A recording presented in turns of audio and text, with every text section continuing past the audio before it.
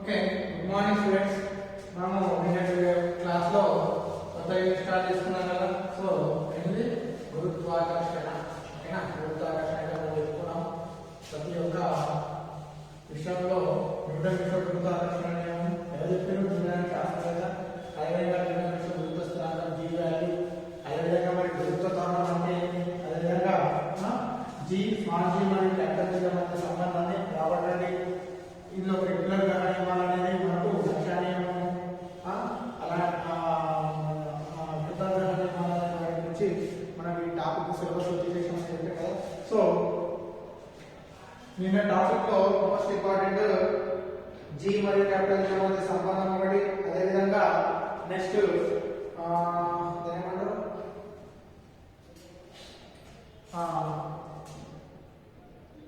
కక్షా వేగం కదా.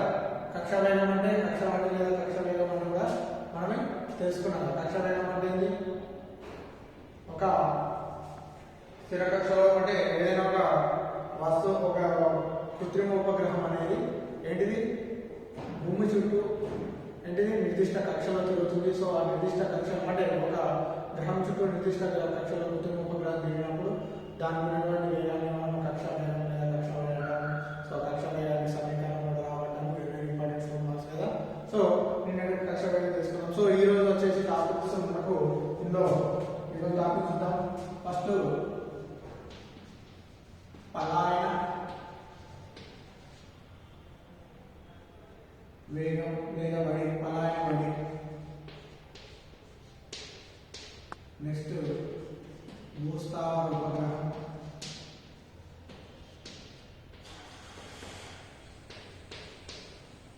ఈరోజు భూస్థావర ఉపగ్రహం. నెక్స్ట్ ధ్రువీయ ఉపగ్రహాలు,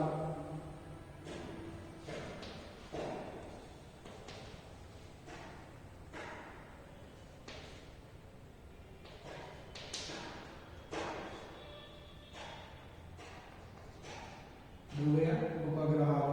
అదేవిధంగా నెక్స్ట్ సముద్ర మట్టం నుంచి కొంత ఎత్తులో ఉన్న రెండు ప్రదేశాలు దీనిపై జీ ఎక్కువగా ఉంటుంది. ఎక్కడ పర్వతం పైన లేదా గాలిలో. నెక్స్ట్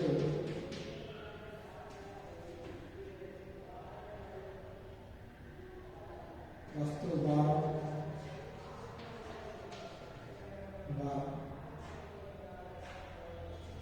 భూమధ్య రేఖ వద్ద కన్నా భూమి ధ్రువాల వద్ద ఎక్కువ ఉంటుంది. అయినా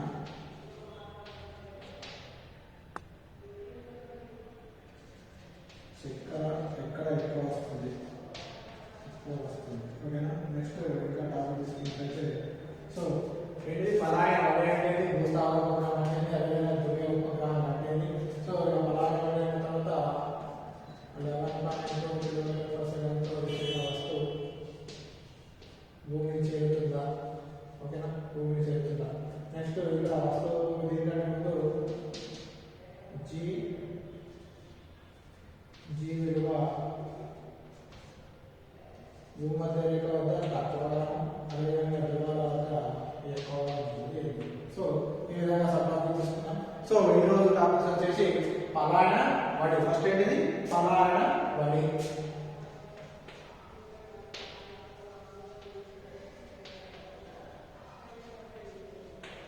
పలాయన వడి దీంతో చూపిస్తాం.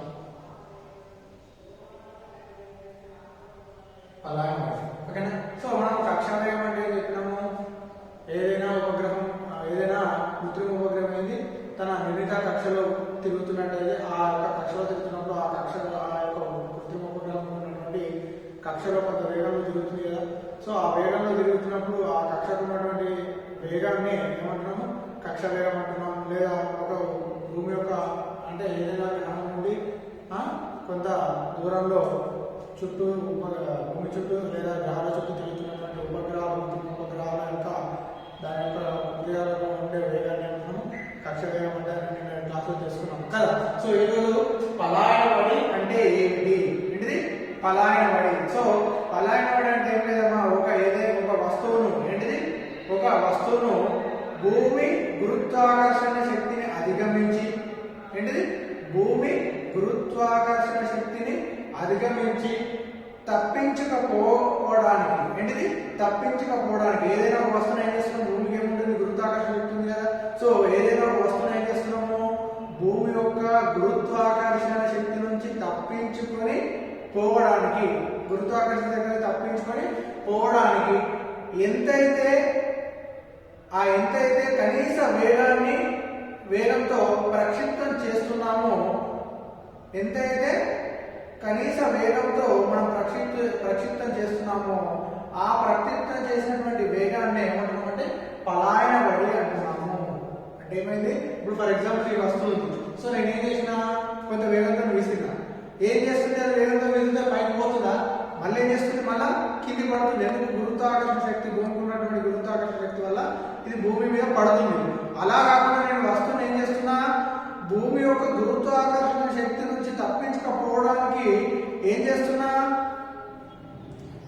కొంత కనీస వేగంతో కొంత కనీస వేగంతో ఏం చేస్తున్నా, ప్రక్షిప్తం చేస్తే అది ఏం చేస్తుంది, కొంత భూమి యొక్క గురుత్వాకర్షణ నుంచి తప్పించుకొని పైకి పోవడం జరుగుతుంది. సో అలా పైకి పోవడానికి మనం ఏదైతే ఒక వస్తువుపై మనము వస్తువుకు కొంత వేగాన్ని ఇస్తున్నామో ఆ వేగాన్ని ఏమంటాము, పలాయన బడి లేదా పలాయన వేగం. పలాయన అంటే పైకి అంటే పంపించడం, పలాయన బడి లేదా పలాయన వేగం అంటే భూమి యొక్క గురుత్వాకర్షణ శక్తిని అధిగమించి తప్పించకపోవడానికి కొంత కనీస వేగంతో ఆ యొక్క వస్తువును ప్రక్షిప్తం చేస్తున్నాం. సో ఆ ప్రక్షిప్తం చేసినటువంటి ఆ కనీస వేగాన్ని ఏమంటున్నాము, పలాయన బడి అంటున్నాము. లేదా ఇంకో రకంగా చెప్పాలంటే ఏది, భూమి యొక్క గురుత్వాకర్షణ శక్తిని తప్పించుకొని పోవడానికి వస్తువుకు ఉండాల్సినటువంటి వేగాన్ని ఏమంటున్నాము, ఆ వస్తువుకు ఉండాల్సిన దాన్ని ఏమంటున్నాము పలాయన బడి అని అంటున్నాము. అంటే ఆ వస్తువుకు ఉన్న భూమి ఆ గురుత్వాకర్షణ శక్తిని తప్పించుకోవడానికి ఆ వస్తువు ఉండాల్సిన కనీస వేగాన్ని పలాయన బడి అంటే తో సూచిస్తున్నాము. సో డెఫినేషన్ తెలిసింది కదా. సో ఇప్పుడు ఈ పలాయన బడికి మనము సమీకరణాన్ని ఉత్పాదిద్దాం. ఓకేనా, పలాయన బడికి సమీకరణం ఉత్పాదిద్దాం. సో మనం ఏం చేస్తున్నాము, కొంత వేగంతో ఏం చేస్తున్నాము, ఒక వస్తువును విసురుతున్నాం కదా.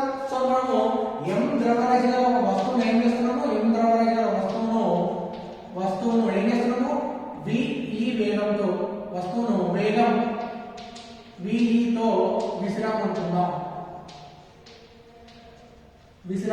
సో కొంత వేగంతో విసిరినట్టయితే ఆ వస్తువు ఏముంటుంది, కొంత వస్తువు ఏమవుతుంది, కొంత వేగంతో విసిరితే చలనంలో పడిపోతుంది. చలనంలో ఉన్నట్టయితే ఆ వస్తువుకి ఏం శక్తి ఉంటుంది, గతిశక్తి ఉంటుంది. కాబట్టి గతిశక్తి ఈక్వల్ టు హాఫ్ mv. వేగం కానీ ఇక్కడ ఏమిటి, పలాయన వేగం. ఎందుకంటే అది భూమి యొక్క గురుత్వాకర్షణ శక్తి నుంచి తప్పించుకొని పోతుంది. కాబట్టి ఆ వస్తువు వేగాన్ని ఆ గ్రహం మీద పలాయన వేగం అంటారు. సో అప్పుడు mv దగ్గర ఏం రాస్తున్నాము, v. ఇక్కడ v అంటే పలాయన వేగం, ఇక్కడ v అనేది పలాయన వేగం. సో గతిశక్తి ఈక్వల్ టు హాఫ్ mv² అనేది సమీకరణం 1 అనుకుందాం. కొంత m ద్రవ్యరాశి వస్తువు కొంత ఏం చేస్తున్నాము, కొంత వేగంతో మనం దాన్ని ప్రక్షిప్తం చేసినాము. సో ప్రక్షిప్తం చేసినప్పుడు దానికి ఏముంటుంది, గతిశక్తి ఉంటుంది.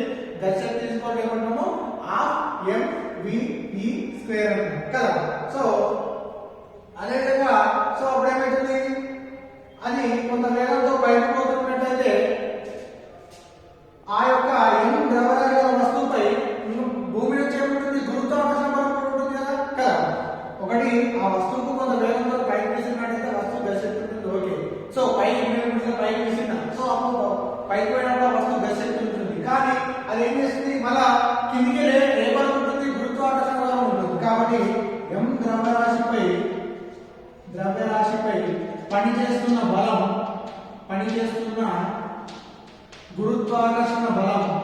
గురుత్వాకర్షణ బలం మన కాలేజీ వివిధ గురుత్వాకర్షణ F ఈక్వల్ టు ఏమొచ్చు, F equal to capital G capital M small m by r². ఓకేనా, r అంటే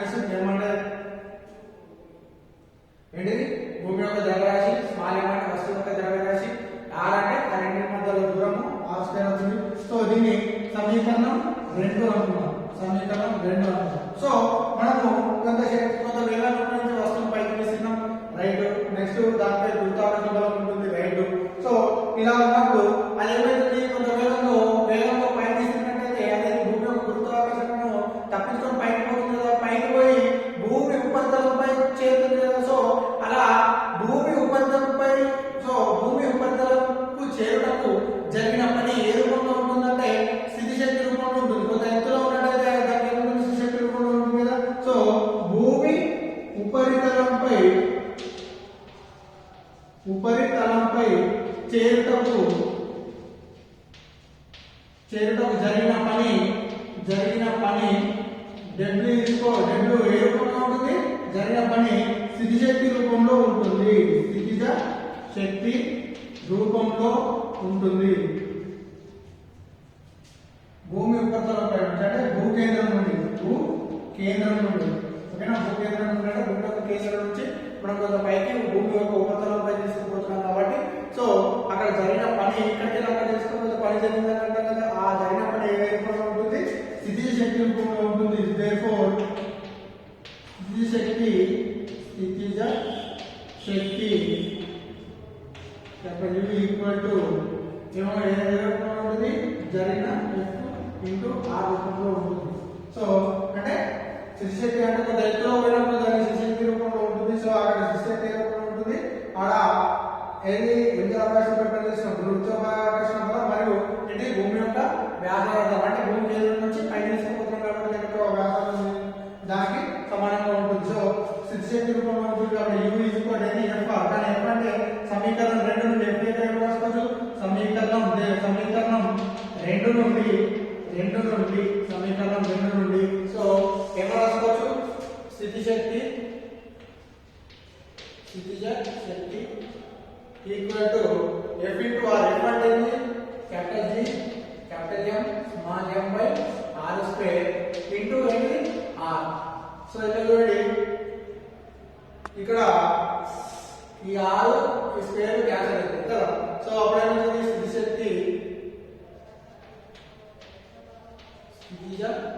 శక్తి equal to G capital M small m by R. So దీని సమీకరణం 3 అనుకుందాం. ఒక నిమిషం చూడండి, మనం కక్షా వేగం అంటే ఒక గ్రహం చుట్టూ ఉపగ్రహం కక్షలో తిరగాలంటే ఆడ అభికేంద్రక బలము అపకేంద్రక బలాలు సమానమైతే ఆ వస్తువు కక్ష వేగంలో తిరుగుతుంది కదా. సో ఇక్కడ కూడా ఒక వస్తువు ఒక గ్రహం మీద ఆ వస్తువుకు ఉన్నటువంటి పలాయన వేగం ఆ వస్తువు పలాయనం చెందాలంటే అక్కడ ఉన్నటువంటి స్థితిశక్తి మరియు గతిశక్తులు రెండు సమానమైనప్పుడే ఆ వస్తువు భూమి నుండి పలాయన వేగం అనేది పొందుతుంది. అంటే అక్కడ ఉన్నటువంటి స్థితిశక్తి మరియు గతిశక్తులు ఇంకా సమానంగా కావాలి. సో ఈ నిర్వచనం నుండి దేర్ఫోర్ వస్తువు పలాయనం చెందాలంటే ఏం కావాలా, స్థితిశక్తి ఈక్వల్ టు ఏం కావాలా, గతిశక్తి కావాలి. సో స్థితిశక్తి ఈక్వల్ టు గతిశక్తి ఈక్వల్ టు సమానమైనప్పుడే ఆ యొక్క వస్తువు అనేది పలాయనం అనేది భూమి నుండి పలాయనం అనేది కొంత వేగంతో పలాయనం అనేది చెందడం జరుగుతుంది. సో మనం చూడండి, సమీకరణం 3 అయితే స్థితిశక్తి వచ్చింది, సమీకరణం 1 ఏంటి అంటే గతిశక్తి. సో నిర్వచనం ప్రకారము సమీకరణం 1, 3 నుండి నిర్వచనం ప్రకారం సో సమీకరణం 1, 3 నుండి పై నిర్వచనం ప్రకారం ఏంటి, గతిశక్తి ఈక్వల్ టు స్థితిశక్తి కావాలి. సో గతిశక్తి అంటే half mv square. So half mv square equal to స్థితిశక్తి ఉంది capital G capital M small m by R కదా. సో ఇక్కడ చూడండి, ఇక్కడ ఏముంది క్యాన్సల్. సో ఇక్కడ 2 ను అటు పంపిస్తున్నాం. సో అప్పుడు ఏమవుతుంది, v స్క్వేర్ ఈక్వల్ టు 2 అటు పోతే బాయ్స్ కి వస్తుంది చూస్తుంది capital G small capital M by R కదా. సో అప్పుడు v స్క్వేర్ అవుతుంది రూట్ అది. సో అప్పుడు ఏమవుతుంది 2gm బై R కదా 2gm/r. కానీ మనకు g వాల్యూ తెలుసు, కానీ మనకు g వాల్యూ ఏం తెలుసు, g=gm/r² ను మారింటి ఆకాశం అంటే మొత్తం ఏం రాసుకోవాలి, g రాసుకోవాలి కదా. therefore v అంటే ఒక 2gr అంటే ఇక్కడ దీన్ని ఏమంటాము, పలాయన వేగము అంటాము. v అంటే 2gr 2gr ఏమంటాము, పలాయన వేగము అంటాము. సో పలాయన వేగము v 11.2 km/s. అంటే భూమి నుంచి ఒక సెకండ్కు 11.2 కిలోమీటర్ల సెకండ్ 11.2 కిలోమీటర్ అంటే ఒక సెకండ్కు ఎంత చదవాలా, 11.2 కిలోమీటర్ల దూరం పోయేటట్టు మనం అంత వేగంతో ఒక వస్తువు విసిరినట్టయితే అది భూమి యొక్క గురుత్వాకర్షణ శక్తిని తప్పించుకొని ఏంటిది భూమిపై ఉపరితలంపైకి వెళ్ళడానికి పోవడానికి వీలవుతుంది. ఇంత పలాయన భూమిపై అంటే ఒక గ్రహంపై పలాయన భూమి యొక్క గ్రహంపై భూమి యొక్క భూమి యొక్క గ్రహం యొక్క పలాయన వేగం ఎంత, v = 2gr. సో దీన్ని ఏమంటుంది, సో దీని ఎంత అంటే వాల్యూ v ఎంత, పలాయన వేగం ఎంత, భూమి యొక్క పలాయన వేగం ఎంత 11.2 km/s. అంటే ఏదైనా ఒక వస్తువు పైకి విసిరితే కింది పడుతుంది, ఇలా కింద పడద్దంటే దీన్ని ఎంత వేగంతో విసురుగా, v పలాయన వేగం 11.2 km/s తో విసిరినట్టయితే మళ్ళీ పైకి పోతుంది, కిందికి రాదు. సో అంటే భూమి గురుత్వాకర్షణ శక్తిని అధిగమించి పైకి పోతుంది. అప్పుడు ఈ వస్తువు ఏముంటుంది, ఈ భూమి పైన పలాయన వేగం అనేది ఉండడం జరుగుతుంది. ఈ విధంగా v = 2gr. ఇప్పుడు ఒక క్వశ్చన్ అడుగుతాను, వినండి. ఒక వస్తువును 11.2 km/s వేగంతో లేదా అంతకంటే ఎక్కువ వేగంతో పైకి విసిరినంటే తిరిగి భూమిని చేరుతుందా? ఇప్పుడే మనం తెలుసుకున్నాం భూమి యొక్క పలాయన వేగం ఎంత, v = 11.2 km/s. సో మనం ఏం చేస్తున్నాం, 11.2 km/s తో ఒక వస్తువును విసురుతున్నాం, లేదా అంతకంటే ఎక్కువ వేగంతో ఆ వస్తువును విసిరినట్టయితే అది భూమికి మళ్ళీ తిరిగి వచ్చి చేరుతుందా అంటే భూమి మీద వచ్చి తిరిగి చేరదు. ఎందుకంటే భూమి యొక్క పలాయన వేగం ఎంత 11.2 km/s కాబట్టి 11.2 km/s లేదా అంతకన్నా ఎక్కువ వేగంతో మనం వస్తువు విసిరినట్టయితే అది భూమి యొక్క గురుత్వాకర్షణ శక్తిని అధిగమించి తప్పించకపోవడానికి ఆ వస్తువుకు వీలు ఉంటుంది. కాబట్టి మళ్ళీ తిరిగి భూమిని చేరదు. సో ఇలాంటి క్వశ్చన్ మనం అడగచ్చు, అంటే 2 మార్క్స్ లో అడగచ్చు. అంటే భూమి అంటే ఒక వస్తువును 11.2 km/s తోని ఒక వస్తువును పైకి విసిరినట్టయితే అది తిరిగి మళ్ళీ భూమి చేరుతుందంటే చేరదు. ఎందుకు, పలాయన వేగం భూమి యొక్క పలాయన గ్రహం యొక్క భూమి గ్రహం యొక్క పలాయన వేగం అంతా v = 11.2 km/s కాబట్టి అది మళ్ళీ తిరిగి భూమి చేరదు. ఇక్కడ చూడండి ఇంకోటి గమనించవచ్చు, v = √gr కదా. సో కానీ ఇక్కడ చూడండి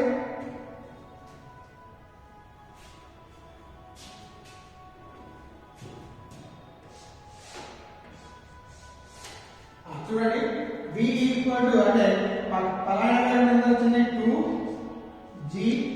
సో దీన్ని ఏమని రాయొచ్చు, v = √2 √gr. కానీ మనకి ఏం తెలుసు, v0 కక్ష వేగం ఏమని తెలుసు, gr. కక్ష వేగం అంటే ఏమని తెలుసు, gr అని తెలుసు కదా. సో కక్ష వేగం కానీ v0 gr కాబట్టి therefore ఏమని రాయొచ్చు, v అంటే పలాయన వేగం √2 v0 రాసుకోవచ్చు. సో ఇది ఏం చెప్తుందంటే కక్ష వేగం మరియు పలాయన వేగం లేదా కక్ష వేగం మరియు పలాయన వేగం మధ్య సంబంధాన్ని చెప్తుంది. ఏంటి, v √2 v0. gr ఏమో రాసుకోవచ్చు, gr మనకి ఏమో తెలుసు, v0 మనకి ఏమొచ్చింది, కక్ష వేగం మనకి ఏం తెలుసు, √gr అని తెలుసు కదా. సో ఇక్కడ gr ద్వారా మనం ఏం రాయొచ్చు, v0 అంటే కక్ష వేగం రాసుకోవచ్చు కదా. సో ఇది ఏం చెప్తుంది, పలాయన వేగము లేదా పలాయన బడి మరియు కక్ష వేగముల మధ్య సంబంధాన్ని తెలుపును. సో ఈ విధంగా అది కక్ష వేగము మరియు పలాయన వేగం మధ్య సంబంధం తెలుసు. ఇక్కడ వచ్చిన తర్వాత ఇక్కడ gr అంటే మనకు తెలిసి ఏంటిది, కక్ష వేగం √gr అంటే ఏమంటుంది, రెండింటి మధ్య తీసుకురాబడి √2 √gr రాసుకోవచ్చు. కానీ √gr అంటే ఏమో తెలుసు మనకు, v0 అంటే తెలుసు. దాన్ని ఏమో రాసుకోవచ్చు, మొత్తం దాన్ని ఏమో రాసుకోవచ్చు, v = √2 v0 రాసుకోవచ్చు. సో ఆ v అంటే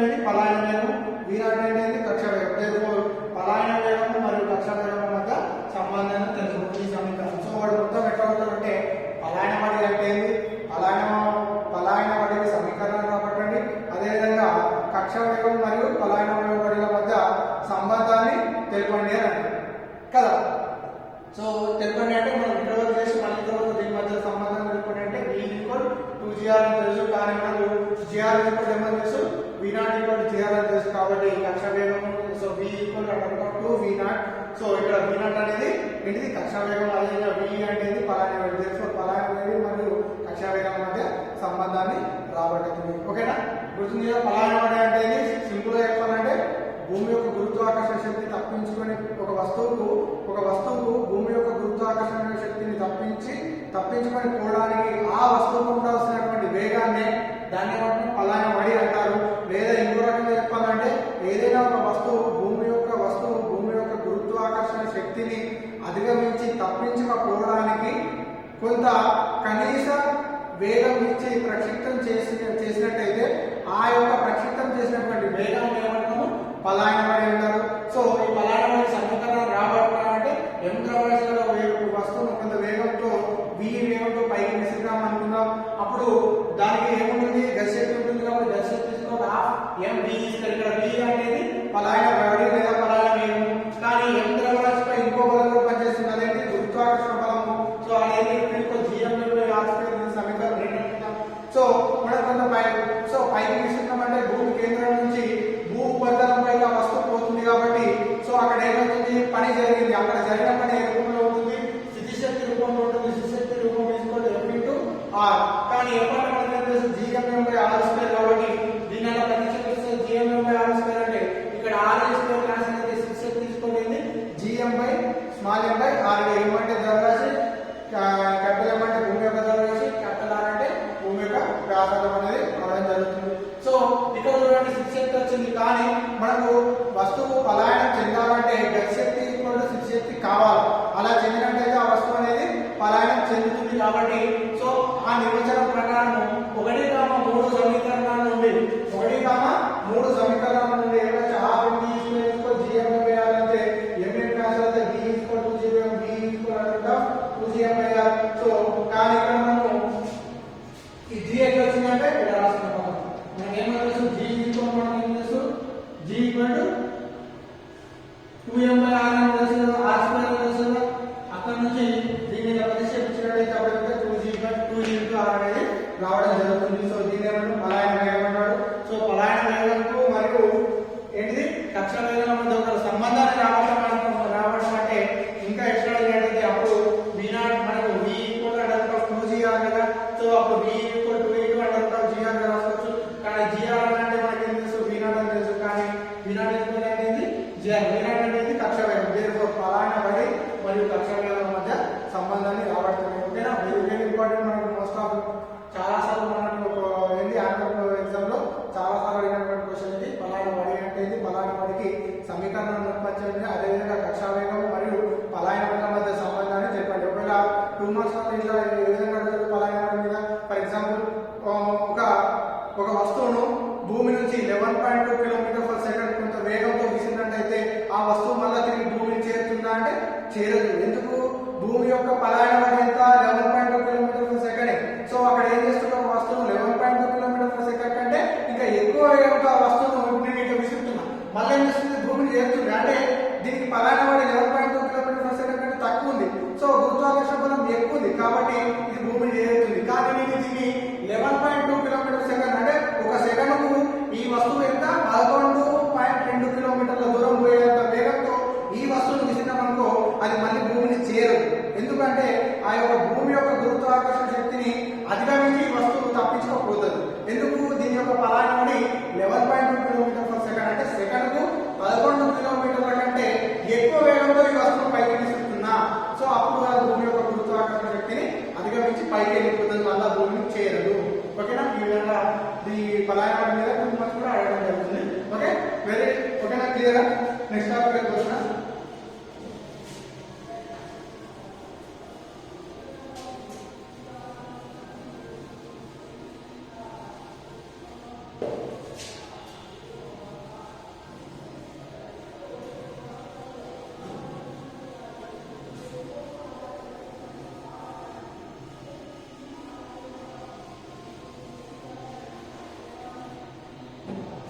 నెక్స్ట్ భూస్థావర ఉపగ్రహం.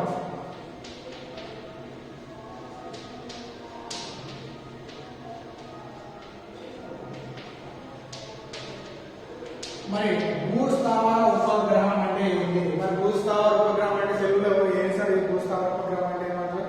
ఏం లేదమ్మా, మనము ఏంటిది కొన్ని శాటిలైట్ అంటే మనము వీటిని ఏమంటారు? శాటిలైట్స్ అంటారు. అంటే కృత్రిమ ఉపగ్రహాలు. మనము చంద్రుడిపైకి దాని మీదకి మనం పంపుతున్నాం కదా కొన్ని ఉపగ్రహాలు కదా. సో శాటిలైట్స్ అంటారు వీటిని భూస్థావర ఉపగ్రహం. మరి శాటిలైట్స్ లో భూస్థావర ఉపగ్రహం అంటే ఏంటిది? భూస్థావర ఉపగ్రహం అంటే ఏం లేదమ్మా, ఒక కృత్రిమ ఉపగ్రహం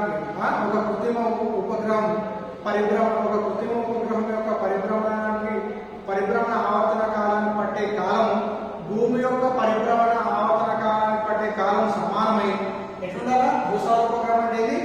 భూస్థావర ఉపగ్రహం అంటే ఒక కృత్రిమ ఉపగ్రహం యొక్క పరిభ్రమణ ఆవర్తన కాలము దేనికి సమానంగా? భూమి యొక్క పరిభ్రమణ ఆవర్తన కాలానికి సమానమై ఉండి ఎట్లుండాలా? భూమధ్య రేఖ తలంలో ఏంటిది? భూమధ్య రేఖ తలంలో వృత్తాకార కక్షలో పరిభ్రమణం చెందినట్టయితే అలాంటి గ్రహాన్ని ఏమంటాము? భూస్థావర ఉపగ్రహం అంటారు. ఏంటిది? భూస్థావర ఉపగ్రహం అంటే ఏంటి? భూమి యొక్క పరిభ్రమణానికి పట్టే కాలం, పరిభ్రమణ ఆవర్తన కాలానికి పట్టే కాలము ఈక్వల్ టు దేనికి? కృత్రిమ ఉపగ్రహం యొక్క పరిభ్రమణ ఆవర్తన కాలంకు తిరిగి పరిభ్రమణ అంటే తిరగడం, పరిభ్రమణ ఆవర్తన పట్టే కాలం ఈక్వల్ గా సమానమై ఉండి భూమధ్య రేఖ తలంలో ఎట్లా ఉండాలా? వృత్తాకార కక్షలో పరిభ్రమిస్తే అలాంటి గ్రహాలని ఏమంటున్నాము? భూస్థావర ఉపగ్రహం అంటారు. ఇంకో రకంగా చెప్పాలంటే కృత్రిమ గ్రహం యొక్క కక్షా ఆవర్తన కాలము ఏంటిది? కృత్రిమ గ్రహం యొక్క కక్షా ఆవర్తన కాలము దేనికి సమానంగా? భూమి యొక్క ఆత్మ పరిభ్రమణ ఆవర్తన కాలానికి సమానం కావాలా? కృత్రిమ ఉపగ్రహం యొక్క ఆవర్తన కాలము దేనికి సమానం కావాలా? భూమి ఆత్మభ్రమణ ఆవర్తన కాలానికి సమానమైనట్టయితే ఆ గ్రహాలను ఏమంటాము? భూస్థావర ఉపగ్రహాలు అంటారు. ఏమంటాము? భూస్థావర ఉపగ్రహాలు. భూస్థావర కక్ష ఆవర్తన కాలము ఎంత అంటే 24 గంటలు. ఎంతమ్మా? 24 గంటలు. అంటే భూమి అంటే కృత్రిమ ఉపగ్రహం యొక్క కక్ష ఆవర్తన కాలం ఎంత? 24 గంటలు. అదేవిధంగా ఈ భూస్థావర ఉపగ్రహాలు పశ్చిమం నుండి తూర్పుకు పరిభ్రమిస్తుంటాయి. ఎక్కడ నుండి? తూర్పు పశ్చిమ కాదు, పశ్చిమం నుండి ఎటువంటి? తూర్పుకు పరిభ్రమిస్తుంటాయి. అలాంటి గ్రహాలనే భూస్థావర ఉపగ్రహం అంటారు. వీటిని ఏమంటారు? భూస్థావర ఉపగ్రహాలు అంటారు. ఎట్లా భూస్థావర ఉపగ్రహం అంటే కృత్రిమ ఉపగ్రహం యొక్క కక్ష ఆవర్తన కాలం భూమి యొక్క ఆత్మ పరిభ్రమణ ఆవర్తన కాలానికి సమానమైనట్టయితే వాటిని ఏమంటారు? భూస్థావర ఉపగ్రహాలు అంటారు. ఈ భూస్థావర ఉపగ్రహాల యొక్క కక్ష ఆవర్తన కాలం ఎంత? 24 గంటలు. అంటే ఒక రోజు. ఓకేనా? 24 అవర్స్ అంటే ఒక రోజు పడుతుంది ఒక కక్ష ఆవర్తన కాలం. ఓకేనా? సో అదేవిధంగా నెక్స్ట్ ఏమంటున్నాము? భూస్థావర ఉపగ్రహాలు ఎట్లా తిరుగుతాయి? భూమి యొక్క భూస్థావర ఉపగ్రహాలు ఎట్లా తిరుగుతాయి? పశ్చిమం నుండి తూర్పు వైపు తిరుగుతాయి. అంటే భూమి దృష్టిలో చూసినట్టయితే అవి స్థిరంగా అనిపిస్తాయి. దాని ఉపగ్రహం యొక్క కక్ష చూసినట్టయితే భూమి చూసినట్టయితే అది స్థిరంగా ఉన్నట్టు కనబడుతుంది. ఈ విధంగా భూస్థావర ఉపగ్రహం అంటారు. మరి భూస్థావర ఉపగ్రహం వల్ల ఉపయోగాలు ఏంటి? మన క్వశ్చన్ అంటే ఏమంటారంటే భూస్థావర ఉపగ్రహం అంటే ఏంటి? భూస్థావర ఉపగ్రహం వల్ల కలిగే ఉపయోగాలు ఏంటివి?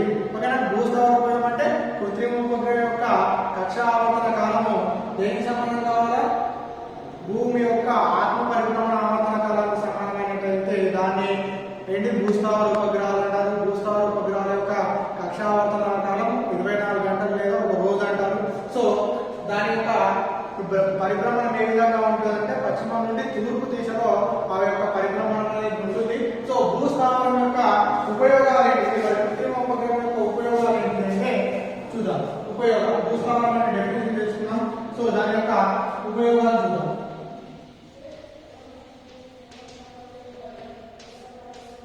భూస్థావరం యొక్క ఉపయోగాలు అంటే చూద్దాం. సో భూస్థావరం యొక్క అంటే కృత్రిమ ఉపగ్రహం యొక్క ఉపయోగాలు అంటే ఏంటి? వాతావరణంలోని పై పొరలను అధ్యయనం చేయవచ్చు. వాతావరణంలోని ఏంటిది?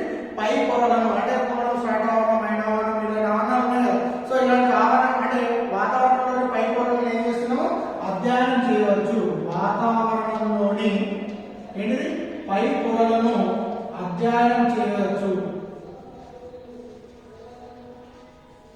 అధ్యయనం చేయవచ్చు.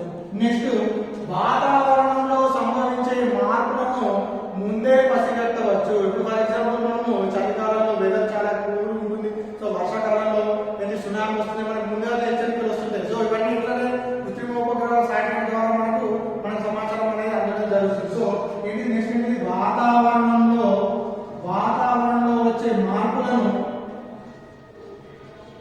ముందుగానే తెలుసుకోవచ్చు. రెండో ప్రయోగం. ఓకేనా. నెక్స్ట్, భూమి ఆకారము నెక్స్ట్ ఏంటి, పరిమాణం గురించి తెలుసుకోవచ్చు. అంటే భూమి యొక్క సైజ్ ఏంటి, ఓకేనా, దాని యొక్క పరిమాణం ఎంత అనేది కూడా ఏంటిది ఈ యొక్క ఏంటి కృత్రిమ ఉపగ్రహ భూస్థావర ఉపగ్రహాల వల్ల తెలుసుకోవచ్చు. పరిమాణము మరియు ఏంటి ఆకారము తెలుసుకోవచ్చు. అదేవిధంగా నెక్స్ట్ పాయింట్, భూమి ఉపరితలంపై భూమి లోపల ఉన్నటువంటి ఖనిజాలను అన్వేషించవచ్చు. అంటే ఇప్పుడు మనకు కొన్ని దగ్గర దొరుకుతుంది, కొన్ని దగ్గర డైమండ్ దొరుకుతుంది, కొన్ని దగ్గర బొగ్గు దొరుకుతుంది కదా, కొన్ని దగ్గర కొన్ని ఖనిజాలు అనేవి దొరుకుతున్నాయి కదా. సో బాక్సైట్ దొరుకుతుంది. ఇవన్నీ ఎట్లా తెలుసుకుంటాం అంటే ఈ యొక్క భూస్థావర ఉపగ్రహాలను ఉపయోగించడం కృత్రిమ ఉపగ్రహాల నుంచి అంటే భూమి ఉపరితలం పైన భూమి లోపల ఉన్న ఖనిజ అన్వేషణ కూడా మనం దేన్ని తెలుసుకుంటాము, భూస్థావర ఉపగ్రహాల వల్ల మనం తెలుసుకోవచ్చు. ఓకేనా. అదేవిధంగా భూమి పైన మనం వెళ్ళలేని ప్రదేశాలను కూడా ఏంటిది భూస్థావర ఉపగ్రహాల నుంచి ఉపయోగించడం తెలుసుకోవచ్చు. అంటే భూమి పైన కొన్ని ప్రదేశాలు మనం చేరుకోలేము, అలాంటి ప్రదేశాలను కూడా మనం భూస్థావర ఉపగ్రహాల గురించి ఉపయోగించడం తెలుసుకోవచ్చు. నెక్స్ట్ ఇంకోటి ఏంటంటే టెలివిజన్. అంటే ఇప్పుడు టీవీ ప్రసారాలు, మన టీవీ వస్తున్నాయా, టీవీ ఎట్లా వస్తుంది, మనకి ఎక్కడో మన పైన టాటా స్కై, ఎయిర్టెల్, డిటిహెచ్ ఇవన్నీ మనము ఇవన్నీ పెట్టుకుంటాం కదా. ఎక్కడో మనకు ఇక్కడికి వెళ్ళి మనం డైరెక్ట్ ఏ వాల్యూ లేకుండా కనెక్షన్ లేకుండా మనకి ఇంట్లో టీవీలు వస్తున్నాయి అంటే దేని వల్ల వస్తున్నాయి, శాటిలైట్ వల్ల. శాటిలైట్ నుంచి అక్కడ నుంచి తరంగాలు మన యొక్క దిశ అనేది తీసుకోవడం జరుగుతుంది, డిష్ నుంచి మనం టీవీ రావడం జరుగుతుంది. సో ఏంటిది టెలివిజన్, ఓకేనా, మరియు టెలిఫోను, ఏంటిది టీవీలు మరియు టెలిఫోన్లు, మరియు నెక్స్ట్ ఏంటిది రేడియో ప్రసారాలకు కూడా ఏంటిది టీవీ, నెక్స్ట్ టెలిఫోన్, నెక్స్ట్ ఏంటిది రేడియో ప్రసారాలకు కూడా ఏంటిది భూస్థావర ఉపగ్రహాలు అనేది ఉపయోగపడుతున్నాయి. ఓకేనా. నెక్స్ట్ అంతరిక్ష పరిశోధనకు వివిధ నక్షత్రాలు, తోకచుక్కలు, వివిధ గ్రహాలను మనం వాటి గురించి తెలుసుకోవడానికి ఏం ఉపయోగపడుతుంది, భూస్థావర ఉపగ్రహాలు. అంతరిక్ష పరిశోధనకు కూడా ఏంటిది భూస్థావర ఉపగ్రహం అనేది ఉపయోగపడుతుంది. Very very very most important, maximum ఎన్నోసార్లు క్వశ్చన్, భూస్థావర ఉపగ్రహం అంటే ఏంటిది, భూస్థావర ఉపగ్రహం యొక్క ఉపయోగాలు తెలపండి. అంటే భూస్థావర ఉపగ్రహం అంటే ఏమిటమ్మా, ఒక కృత్రిమ ఉపగ్రహం యొక్క కక్షావర్తన కాలం 24 గంటల కక్షావర్తన కాలము ఈక్వల్ టు దేనికి సమానం కావాలా, భూమి యొక్క ఆత్మ పరిభ్రమణ ఆవర్తన కాలానికి సమానమైనట్లయితే అలాంటి గ్రహాలను భూస్థావర ఉపగ్రహాలు అంటారు. వీటిని శాటిలైట్స్ అంటారు. సో భూస్థావర ఉపగ్రహం యొక్క ఉపయోగాలు అంటే వాతావరణంపై అధ్యయనం చేయవచ్చు, వాతావరణంలో వచ్చే మార్పులను అధ్యయనం చేసి ముందే తెలుసుకోవచ్చు, భూమి ఆకారం షేప్ ఏ ఆకారం ఉంది, భూమి యొక్క పరిమాణాన్ని కూడా మనం తెలుసుకోవచ్చు. అదేవిధంగా భూమి ఉపరితలంపై భూమి లోపల ఉన్నటువంటి ఖనిజాల అన్వేషణ కూడా మనం భూస్థావర ఉపగ్రహాలు ఉపయోగించు. అదేవిధంగా భూమిపై ఉపరితలంపై మనం చేరుకోలేని ప్రదేశాలను కూడా భూస్థావర ఉపగ్రహాల నుంచి మనం కనుగొనవచ్చు. అదేవిధంగా టీవీ మరియు టెలివిజన్ మరియు రేడియో ప్రసారాలకు వాటి యొక్క ఉపయోగాలు కూడా మనకు భూస్థావర ఉపగ్రహం అనేది ఉపయోగపడుతుంది. అదేవిధంగా అంతరిక్ష పరిశోధన కూడా మనకు భూస్థావర ఉపగ్రహం అనేది పనిచేయడం జరుగుతుంది. ఈ విధంగా భూస్థావర ఉపగ్రహాలు అంటే ఏంటి, భూస్థావర ఉపగ్రహాల యొక్క ఉపయోగాల గురించి చర్చించాలంటే ఈ విధంగా ఉంటుంది. నెక్స్ట్ టాపిక్ చూడండి, ధ్రువీయ ఉపగ్రహాలు. ఓకే, అర్థమైందా భూస్థావర ఉపగ్రహాలు అంటే? ఓకేనా. నెక్స్ట్ ధ్రువీయ ఉపగ్రహాలు. ధ్రువీయ ఉపగ్రహాలు అంటే భూమికి దగ్గరగా ఉన్నటువంటి ఉపగ్రహాలు, కృత్రిమ ఉపగ్రహాలను ధ్రువీయ ఉపగ్రహాలు అంటారు. భూమికి దగ్గరగా అంటే నెక్స్ట్ ఏంటి, ధ్రువీయ ఉపగ్రహాలు. సో ధ్రువీయ ఉపగ్రహాలు అంటే ఏంటి, భూమికి సమీపంలో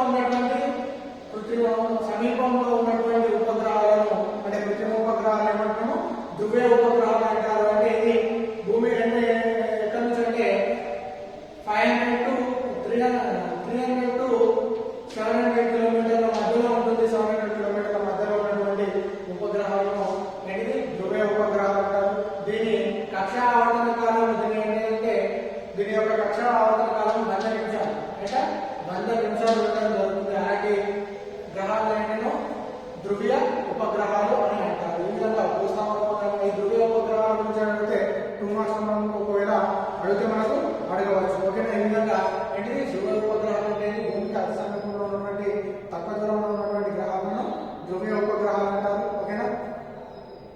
ఇవి ఏంటిది 300 నుండి 700 కిలోమీటర్ల దూరంలో మనకు భూమి నుండి దూరంలో ఉండడం జరుగుతుంది. ఇవి ఏ విధంగా తిరుగుతాయంటే ఉత్తరం నుంచి దక్షిణం భూమి యొక్క ధ్రువాల నుండి ఉత్తరం నుంచి దక్షిణం సైడు ఈ యొక్క పరిభ్రమణం అనేది వీటి యొక్క పరిభ్రమణం ఉంటుంది. ఈ విధంగా ధ్రువీయ ఉపగ్రహాలు. భూస్థావర ఉపగ్రహాలు అంటే వీటి యొక్క పరిభ్రమణం పశ్చిమం నుండి తూర్పు సైడ్కు దీని యొక్క పరిభ్రమణం అనేది భూస్థావర ఉపగ్రహం అనేది ఉండడం జరుగుతుంది. ఈ విధంగా భూస్థావర ఉపగ్రహం అనేది ధ్రువీయ ఉపగ్రహం అనేది ల్యాండ్ మనీ అనేది నెక్స్ట్ భూస్థావర ఉపగ్రహం అనేది ఈ విధంగా మనం చూడవచ్చు. ఓకేనా? నెక్స్ట్ ఇంకో క్వశ్చన్ ఉంది సముద్రంపై. ఓకే, ఇది అర్థమైంది కదా? నెక్స్ట్ చూద్దాం. ఇది ఒకటి చెప్పి అర్థం. ఓకే,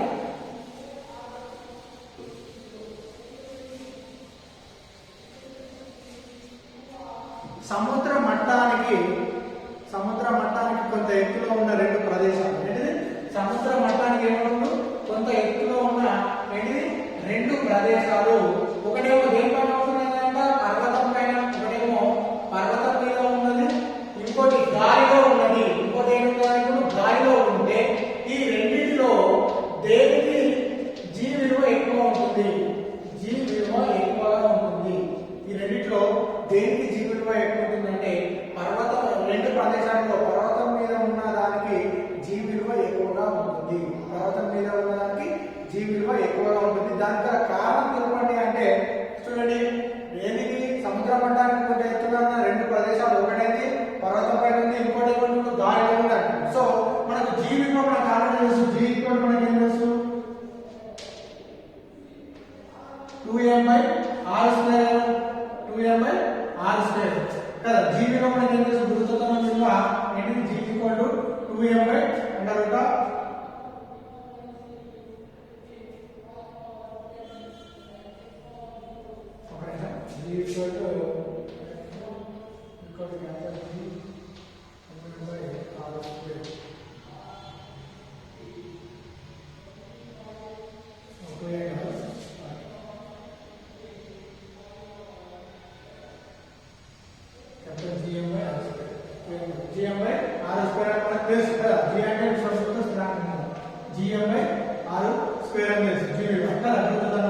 సో పర్వతం పైన ఎక్కుంటుందా గురుత్వాకర్షణ విలువ గాలిలో ఎక్కుంటుందా అంటే ఇక్కడ చూడండి, ఇక్కడ జీ కానీ ఇక్కడ ఎం అనేది భూమి ద్రవ్యరాశి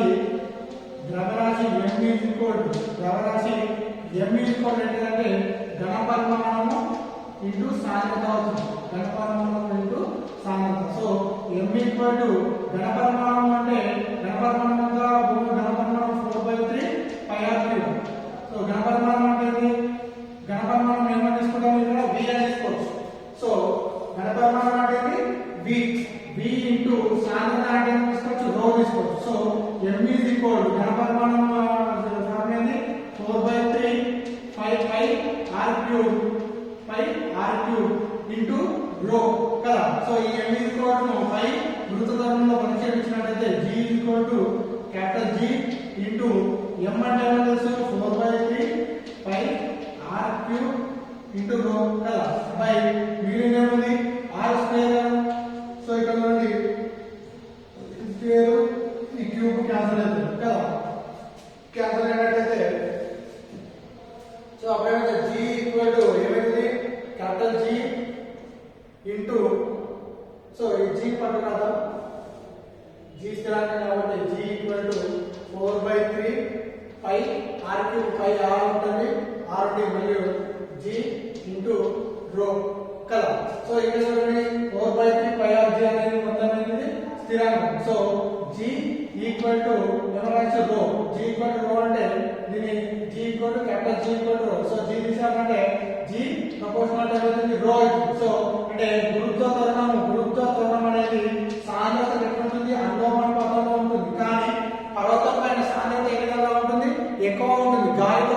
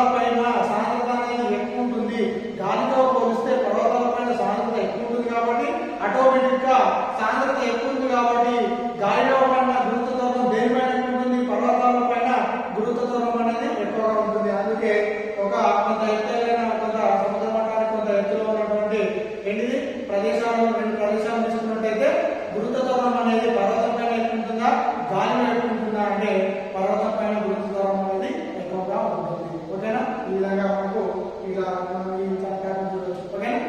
మీకు మిగతా కాబట్టి మనము రేపటి క్లాస్లో